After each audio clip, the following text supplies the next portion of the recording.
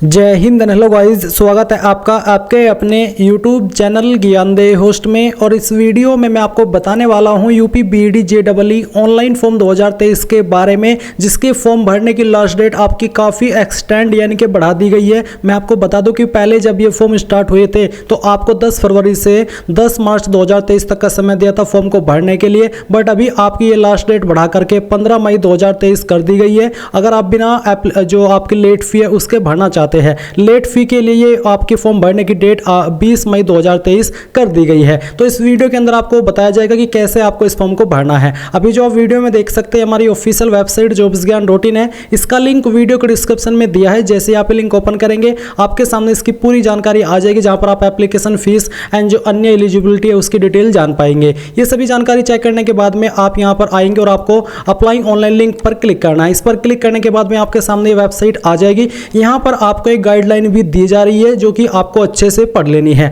आपको यहां पर यह बोला है कि ऐसे अभ्यर्थी जो वर्ष 2022 तक स्नातक या फिर पर स्नातक परीक्षा पास कर ली, अथवा ऐसे अभ्यर्थी जो वर्ष 2023 में स्नातक पर स्नातक परीक्षा के अंतिम वर्ष में सम्मिलित हो रहे हैं, वो सभी यहां पर उत्तर प्रदेश संयुक्त बीएड परीक्षा प्रवेश परीक्षा जो कि आपकी है, इसमें हेतु फॉर्म भरने के लिए अहर है, यानी कि वो एलिजिबल है। तो आप ये पढ़ लीजिए कि आप भी इसमें एलिजिबल हैंगे। तो अभी आपको करना क्या है, आप यहाँ पर click here for new registration, इसके ऊपर क्लिक करेंगे। इसके ऊपर क्लिक करने के बाद आपके सामने इस तरह से प्रोसेसिंग होगी। आपको यहाँ पर थोड़ा सा वेट करना है और वेट करने के बाद में आपको यहाँ पर ब्राउजर रिकमेंड किया जाएंगे, जिसके अंदर ये फॉर्म बेहतर तरीके से फिल होता है। बेसिकली आप यहाँ पर आपकी जो इंपॉर्टेंट डेट्स है वो भी चेक कर सकते हैं, एंड जो फीस आपको पे करनी है वो भी देख सकते हैं, जो इंस्ट्रक्शंस आपको फॉलो करने हैं वो भी सब आप यहाँ पर चेक कर सकते हैं। इन सभी को चेक करने के बाद में आप आएंगे और आई एग्री पर क्लिक करके सबमिट पर क्लिक करेंगे। इसके बाद में यहाँ पर आपको अपनी इंफॉर्मेशन एंटर करनी है, जहां पर आप अपना नाम 10th के सर्टिफिकेट के अकॉर्डिंग फिल करेंगे। तो जो भी आपका फुल नेम है वो आपको यहाँ पर 10th के सर्टिफिकेट के अकॉर्डिंग एंटर करना है।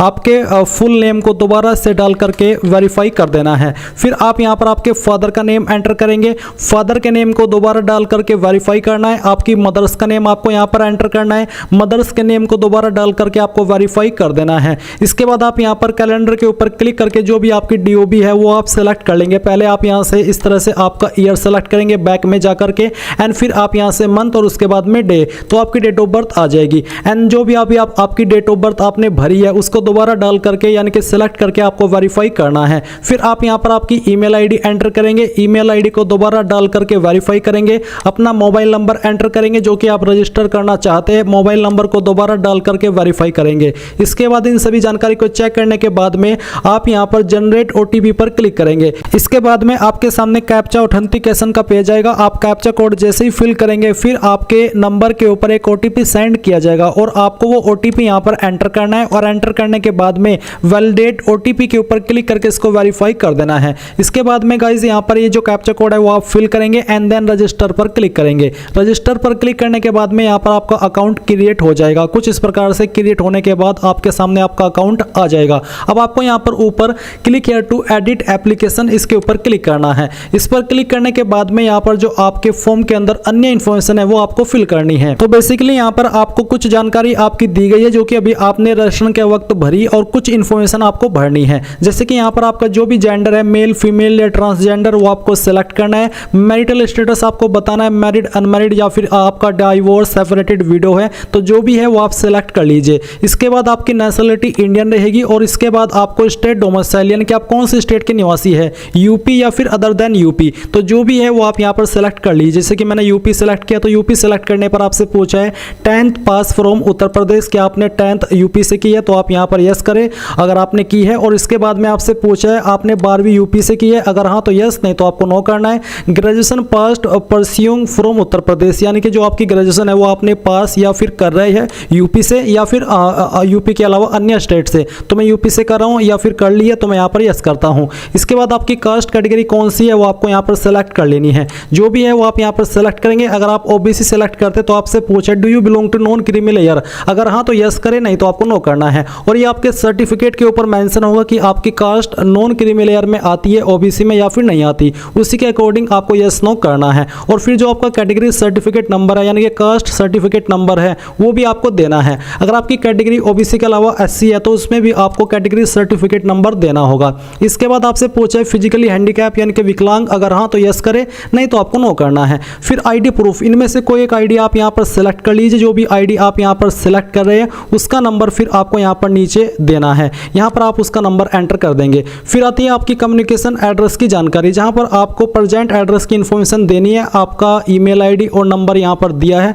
यहाँ पर है अल्टरनेट ईमेल एड्रेस, यानी कि दूसरी एक और ईमेल आईडी आपको यहाँ पर देनी है, जो कि देनी ही होगी कंपलसरी रूप में, यहाँ पर ये ऑप्शन दिया है। इसके बाद आप यहाँ पर एक और नंबर मोबाइल का एंटर करेंगे और इसके बाद है एड्रेस लाइन फर्स्ट, यानी कि जो भी आपका एड्रेस है वो यहाँ पर आप लिखेंगे लाइन फर्स्ट 2 और 3 के अंदर। स्टेट यहाँ से आप अपनी सेलेक्ट कर लेंगे, जो भी आपकी स्टेट है, और फिर यहाँ से आपको आपकी जो सिटी टाउन है वो सिलेक्ट करनी है। जैसे कि मैं यहाँ पर आपकी जो अपनी जो स्टेट है वो सिलेक्ट करता हूँ। फिर आता है टाउन सिटी, तो जो भी आपका सिटी है या फिर टाउन है वो आपको यहाँ पर सेलेक्ट कर लेना है। आपका पिन कोड क्या है वो यहाँ पर आपको एंटर कर देना है। ये एंटर करने के बाद नीचे आता है परमानेंट एड्रेस, और अगर आपका कम्युनिकेशन यानी कि प्रेजेंट और परमानेंट एड्रेस सेम है, एक है, तो आप यहाँ पर यस कर देंगे। अगर अलग है तो नो करके आप अलग से भर दीजिएगा।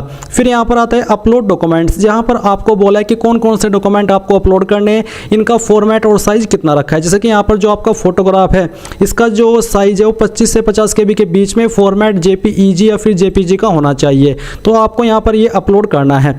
आपको क्या करना है, आपको चूज फाइल के ऊपर क्लिक करना है। जहाँ पर भी आपका फोटो है वो आप यहाँ पर फोटो फाइल सेलेक्ट करेंगे और इसको ओपन कर देंगे। ओपन करने के बाद में आपकी फोटो की फाइल यहाँ पर आएगी। आपको अपलोड के ऊपर क्लिक करना है। अपलोड के ऊपर क्लिक करने के बाद में जैसे ही आपकी फाइल अपलोड हो जाएगी तो आप देखेंगे file has been uploaded successfully. आप यहाँ पर इसको ओके करेंगे और प्रीव्यू के ऊपर क्लिक करके आप इसको व्यू कर सकते हैं कि सही फाइल अपलोड हुई है या फिर नहीं। इसके बाद आप यहाँ पर आपका सिग्नेचर अपलोड करेंगे। सिग्नेचर का साइज यहाँ पर 50 KB से ज़्यादा नहीं होना चाहिए। तो आपको चूज फाइल के ऊपर क्लिक करना है और जहाँ पर भी आपके सिग्नेचर की फाइल है वो आप सेलेक्ट करेंगे, इसको ओपन करेंगे और अपलोड के ऊपर क्लिक करके इस फाइल को भी आप यहाँ पर अपलोड कर देंगे। जैसे ही आप यहाँ पर आपकी सिग्नेचर की फाइल अपलोड करेंगे वो इस तरह से यहाँ पर आ जाएगी। इसके बाद है please upload scanned copy of left and right hand index finger impression, यानी कि आपको आपके दाएं हाथ की और बाएं हाथ की इंडेक्स फिंगर, अब ये इंडेक्स फिंगर कौन सी है वो मैं आपको यहाँ पर बताता हूँ। तो अभी आप यहाँ पर जो वीडियो में देख रहे हैं यही आपकी इंडेक्स फिंगर है, यानी कि आपको दोनों हाथ की दाएं के भी और बाएं की भी जो फर्स्ट फिंगर है पहले वाली उसको आपको इंप्रेशन लगाना है, यानी कि उसका इंप्रेशन लेना है और फिर वो आपको यहाँ पर अपलोड करना है। तो आप यहाँ पर देख सकते हैं लेफ्ट और राइट हैंड इंडेक्स फिंगर, तो यही वाली आपकी इंडेक्स फिंगर है। आपको समझ में आ गई होगी कि कौन सी आपको अपलोड करनी है। तो आपको इनको एक इमेज के रूप में बना लेना है, दोनों हाथ की ये वाली उंगली लगा करके उसको यहाँ पर आपको फिर फोटो फाइल में अपलोड करना है। साइज 50 KB से कम रहना चाहिए। सेम तरीके से आप उसको कर दीजिएगा। इसके बाद अगर आप SC ST OBC है तो आपको यहाँ पर जो आपका कास्ट सर्टिफिकेट है वो अपलोड करना है और आपको बोला the certificate have been issued on or after April 1 2020, यानी कि 1 अप्रैल 2020 के बाद का ये बना होना चाहिए। जिसका इसके पहले का होगा वो एलिजिबल नहीं है। एंड इसका फॉर्मेट PDF JPG यानी कि इनमें से कोई भी चल जाएगा। तो जहाँ पर भी आपका सर्टिफिकेट है कास्ट का वो फाइल आप यहाँ पर अपलोड कर देंगे और इसको इस तरह से ओपन कर लेंगे और अपलोड के ऊपर क्लिक करके अपलोड कर देंगे। फिर यहाँ पर आता है please upload scanned copy of 10th या फिर 12th या फिर UG मार्कशीट या फिर certificate which is issued from board college university from UP या फिर domicile belong to UP। Basically आपको इनमें से कोई एक सर्टिफिकेट अपलोड करना है। आप यहाँ पर 10th का 12th का या फिर UG मार्कशीट या फिर सर्टिफिकेट अपलोड कर सकते हैं, या फिर आप यहाँ पर डोमिसाइल भी जो डोमिसाइल सर्टिफिकेट है वो भी अपलोड कर सकते हैं अगर आप UP के कैंडिडेट हैं। मैं आपको बता दूं कि यहाँ पर सभी चीज़ अपलोड करनी अनिवार्य नहीं है। आपको इनमें से कोई एक चीज़ ही अपलोड करनी है, चाहे तो 10th की मार्कशीट, 12th की मार्कशीट, UG मार्कशीट या फिर सर्टिफिकेट या फिर आपका UP का निवास प्रमाण पत्र। तो जहाँ पर भी आपकी इनमें से कोई भी एक फाइल है वो आप सिलेक्ट करके अपलोड कर सकते हैं। एंड आप यहाँ पर ये भी ध्यान दीजिए, अगर आप UP के अलावा अन्य स्टेट के हैं तो आपको क्लिक है टू डाउनलोड फॉर्मेट, इसके ऊपर क्लिक करना है। इसके ऊपर क्लिक करने के बाद में आपको ये फॉर्मेट भरना है। आपको यहाँ पर बोला भी है कि केवल उन अभ्यर्थियों के लिए जो उत्तर प्रदेश के मूल निवासी नहीं है, यानी कि अगर आप अदर देन UP है तो आपको ये भरना होगा। जहाँ पर आपको आपका नाम लिखना है, यहाँ पर आपको आपके पिता का नाम लिखना है, ग्राम का नाम लिखना है, तहसील, नगर, जिला और फिर यहाँ पर आपका जो राज्य है वो, और इसके बाद में डेट और फिर यहाँ पर पद जिलाधिकारी, अतिरिक्त जिलाधिकारी, यहाँ पर उनकी पद नाम की मोहर लगी होगी। और इसके अलावा आपको प्रमाण पत्र शिक्षा प्रारूप, जिसमें कि यह प्रमाण पत्र उस जिले के अधिकारी द्वारा प्रमाणित किया जाना आवश्यक है जिस जिले के अभ्यर्थी के माता पिता निवासी है। यानी कि अगर आप UP के अलावा अन्य स्टेट से भर रही है और आपकी कोई डिस्ट्रिक्ट है अन्य स्टेट की, तो आपको वहाँ पर उस ज़िले के अंदर जो आपके अधिकारी है उनके द्वारा ये जो फॉर्म है वो भरा जाना चाहिए और उनकी यहाँ पर मोहर लगी होनी चाहिए। तो बेसिकली अदर स्टेट के कैंडिडेट के लिए, यूपी के लिए ये नहीं है। तो आप यहाँ पर जैसे इनमें से कोई एक फाइल सेलेक्ट करेंगे और उसको यहाँ पर अपलोड कर देंगे तो आप सभी जानकारी को चेक करने के बाद सेव एंड कंटिन्यू पर क्लिक करेंगे। अब गाइज आपके सामने क्वालिफिकेशन डिटेल का सेक्शन आ चुका है, जहां पर आता है स्ट्रीम ऑप्टेड फॉर बीडी, यानी कि बीडी के लिए आप कौन सा स्ट्रीम यहां पर ऑप्ट कर रहे हैं। तो आप यहां पर आर्ट, कॉमर्स, साइंस जो भी है वो आप सेलेक्ट कर लीजिए आपकी चॉइस के अकॉर्डिंग। इसके बाद यहां पर आता है एसएससी यानी कि 10th की इन्फॉर्मेशन। तो आपको बताना कि आपने 10th किस बोर्ड से की है, सीबीएसई, आईसीएसई या फिर यूपी बोर्ड। तो जिससे भी किया है वो आप यहाँ पर सेलेक्ट कीजिए। जैसे कि मैंने यूपी बोर्ड से किया, मैं यूपी बोर्ड सेलेक्ट किया। फिर आपको बताना कि कितने नंबर आपको आए थे और कितने में से आए थे वो आप मैक्सिमम मार्क्स के अंदर लिखेंगे, सभी सब्जेक्ट को मिला करके जो कि आपके पास 10th में थे। ईयर ऑफ पासिंग किस साल के अंदर आपने आपकी 10वीं पास की थी वो आप सेलेक्ट कर लेंगे। इसके बाद यहाँ पर बोला है please upload scanned copy of 10th standard marksheet और सर्टिफिकेट, यानी कि यहाँ पर आपको या तो 10th की मार्कशीट या फिर सर्टिफिकेट अपलोड करना है, जिसका फॉर्मेट इनमें से कोई भी चल जाएगा। तो आप यहाँ पर चूज फाइल के ऊपर क्लिक करेंगे, जहाँ पर भी आपका सर्टिफिकेट है वो आपको सेलेक्ट करना है और सेलेक्ट करने के बाद में इस तरह से आप इसको ओपन कर लेंगे और फिर आप अपलोड के ऊपर क्लिक करके इसको अपलोड कर देंगे। देन यहाँ पर आपको सेम तरीके से 12th की इन्फॉर्मेशन देनी है। 12th आपने किस बोर्ड से की है वो बोर्ड आप यहाँ पर सेलेक्ट करेंगे, कितने नंबर आपको प्राप्त हुए थे वो आप यहाँ पर लिखेंगे, कितने में से आए थे वो आप मैक्सिमम मार्क्स के अंदर एंटर करेंगे, परसेंटेज आपकी आ जाएगी, किस साल के अंदर आपने आपकी 12वीं पास की वो आप सेलेक्ट कर लेंगे। फिर आपको 12वीं की मार्कशीट या फिर जो आपका सर्टिफिकेट है वो अपलोड करना है। बेसिकली यहाँ पर आपको 12th का स्टैंडर्ड मार्कशीट ही अपलोड करना होगा। तो ये अपलोड करने के बाद में नीचे आता है graduation detail, have you completed graduation. अगर आपने कर लिया तो आप पास सेलेक्ट करेंगे, अगर कर रहे हैं तो अपीयरिंग। अगर आप अपीयरिंग सेलेक्ट कर रहे हैं तो आपको स्ट्रीम ऑफ ग्रेजुएशन यहाँ पर सेलेक्ट कर लेना है, अगर इनमें है तो वो सेलेक्ट करें, नहीं तो आप अदर्स के ऊपर क्लिक करके आपका खुद से स्ट्रीम एंटर कर सकते हैं। अगर इनमें है तो आप यहाँ से आपका स्ट्रीम खुद से सेलेक्ट कर लीजिए। इसके बाद यहाँ पर आता है have you done B tech, क्या आपने बी टेक किया है, अगर हाँ तो यस, नहीं तो आपको नो करना है। इसके बाद आप यहाँ पर नेम ऑफ यूनिवर्सिटी यानी कि आपके विश्वविद्यालय का नाम देंगे जहाँ से आप कर रहे हैं, आपका रोल नंबर एंटर करेंगे जो कि आपका लास्ट ईयर का रोल नंबर होना चाहिए। एक्सपेक्टेड ईयर ऑफ कंप्लीशन, किस ईयर के अंदर आप पास कर लेंगे, बेसिकली 2023 के अंदर आपकी ये पूरी होनी चाहिए। तो आप इस तरह से जानकारी को भरेंगे। अगर आप कंप्लीट कर चुके हैं आपकी तो आप यहाँ पर पास सेलेक्ट करेंगे, फिर आप यहाँ पर आपका सेम तरीके से स्ट्रीम सेलेक्ट कर लेंगे। फिर आपसे पूछेगी कि आपने बी टेक किया है, अगर हाँ तो यस, नहीं तो आपको नो करना है। और इसके बाद यहाँ पर आप अपनी यूनिवर्सिटी का नाम देंगे जहाँ से आपने आपकी क्वालिफिकेशन की है, आप फाइनल ईयर का रोल नंबर एंटर करेंगे, किस साल के अंदर आपने आपकी जो ग्रेजुएशन है वो कंप्लीट की है वो आप यहाँ पर सेलेक्ट कर लेंगे। फिर आपको यहाँ पर मार्क्स ऑब्टेन्ड बताने के कितने नंबर आपको आए थे, जैसे कि एग्जांपल के लिए नंबर में फिल करके आपको दिखा रहा हूँ। और फिर यहाँ पर आपके जो मैक्सिमम मार्क्स है वो आप एंटर करेंगे, परसेंटेज आपकी आ जाएगी। और यहाँ पर बोला है please upload scan copy of graduation final year marksheet, आपको यहाँ पर फाइनल ईयर की मार्कशीट अपलोड करनी है। इसके बाद आप इन सभी जानकारी को चेक करने के बाद सेव एंड कंटिन्यू पर क्लिक करेंगे। अब आपके सामने यहाँ पर वेटेज डिटेल का ऑप्शन आ चुका है। तो बेसिकली है कि यहाँ पर अगर आपके पास इनमें से कोई चीजें है तो उसके लिए आपको अलग से नंबर दिए जाएंगे। जैसे कि यहाँ पर आपसे पूछा है कि क्या आपने राष्ट्रीय या राज्य स्तर या अंतर विश्वविद्यालय खेल प्रतियोगिता में भाग लिया है, अगर हाँ तो यस करें, नहीं तो आपको नो करना है। फिर इसी प्रकार से आपसे पूछा है कि आप नेशनल कैडेट कोर एवं राष्ट्रीय सेवा योजना के अभ्यर्थी है, अगर आप ऐसे कैंडिडेट है तो आप यस करेंगे, नहीं तो यहाँ पर भी आपको नो करना है। फिर आपसे पूछा कि क्या आप स्वतंत्रता संग्राम सेनानी के आश्रितों के आरक्षण का लाभ लेना चाहते हैं, अगर आप इसके अंतर्गत आते हैं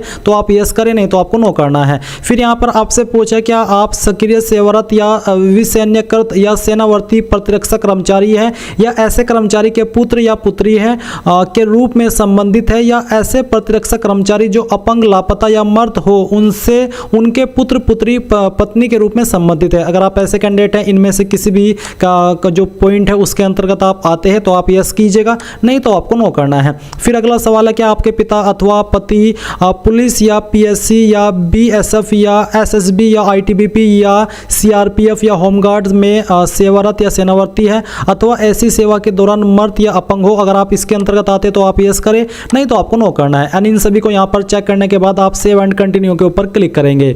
इसके बाद यहाँ पर ये जानकारी भी आपके सेव हो जाएगी। अब आती है प्रेफरेंस एंड पेमेंट। तो आपको यहाँ पर सेंटर चॉइस फर्स्ट सेलेक्ट कर लेनी है कि आप कहाँ पर अपना सेंटर फर्स्ट चॉइस के रूप में देना चाहते हैं। सेकंड आपको कहाँ पर देना है वो आपको सेलेक्ट करना है। थर्ड आपको कहाँ पर देना है, फोर्थ आप किसे देना चाहते हैं और फिफ्थ आप किसे देना चाहते हैं चॉइस, वो आप सेलेक्ट कर लेंगे। इसके बाद यहाँ पर आपकी फीस का अमाउंट आ चुका है, आप इसको वेरीफाई करेंगे।